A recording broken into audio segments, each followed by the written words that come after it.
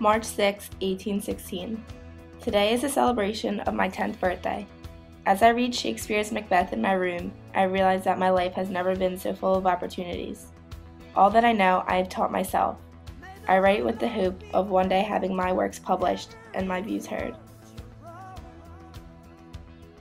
May 28, 1821.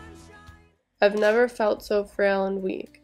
The doctor says I had a nervous collapse and prescribed me opium for the pain.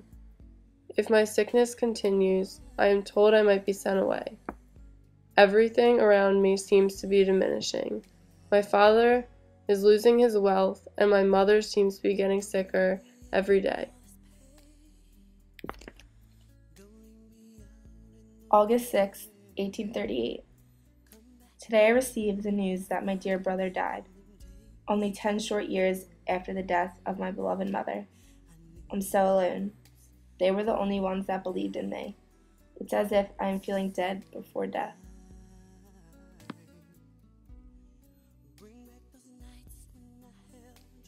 September 19th, 1843. I've spent the last 5 years alone in my bedroom at Wimpole Street mourning the death of my loved ones. I have taken this time to enhance my intelligence and to perfect my writing. I love your verses with all my heart, dear Miss Barrett. I do, as I say, love these books with all my heart, and I love you too. Sincerely, Robert Browning. January 10th, 1845. Today I received a letter from the author Robert Browning. His words seem to melt away the iciness in my heart. Does he mean these words truly? Perhaps God may have a plan of happiness for me. I hope that we continue writing.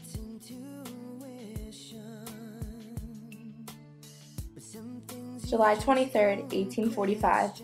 Today, Robert and I met face to face for the first time.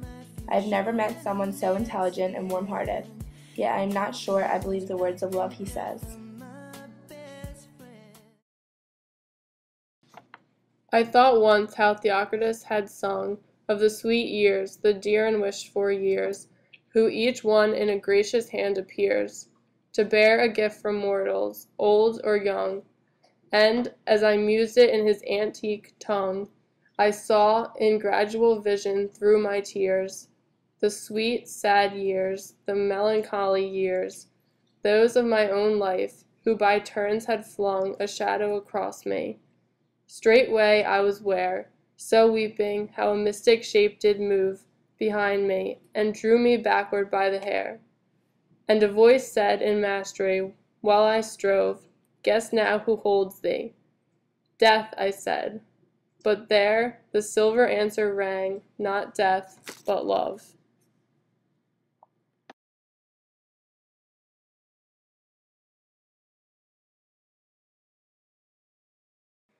September 20th, 1846. Robert and I got engaged late last summer. My father greatly disapproved, but I could not turn my back to my chance of love. We secretly ran off together to wed just last week, and now live at the villa of Casagilde in Italy. My health has tremendously improved. Maybe love was my needed cure all along. I recently wrote my last sonnet of my collection, called Sonnets of the Portuguese. As I look back on my earlier poems, it seems as if I was a different person. But now I can say I am hopeful of my future, and death seems like a distant thought.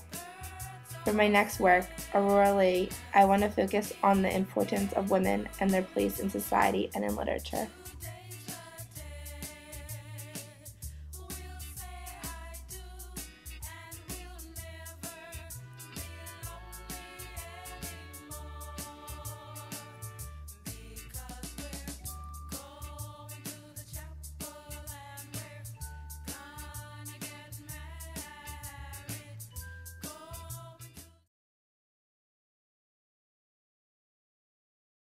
Let me count the ways.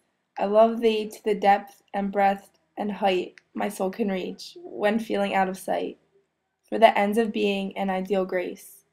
I love thee to the level of everyday's most quiet need, by sun and candlelight. I love thee freely, as men strive for right. I love thee with the passion put to use in my old griefs, and with my childhood's faith. I love thee with a love I seem to lose, with my lost saints. I love thee with the breath, smiles, tears of all my life, and if God choose, I shall but love thee better after death.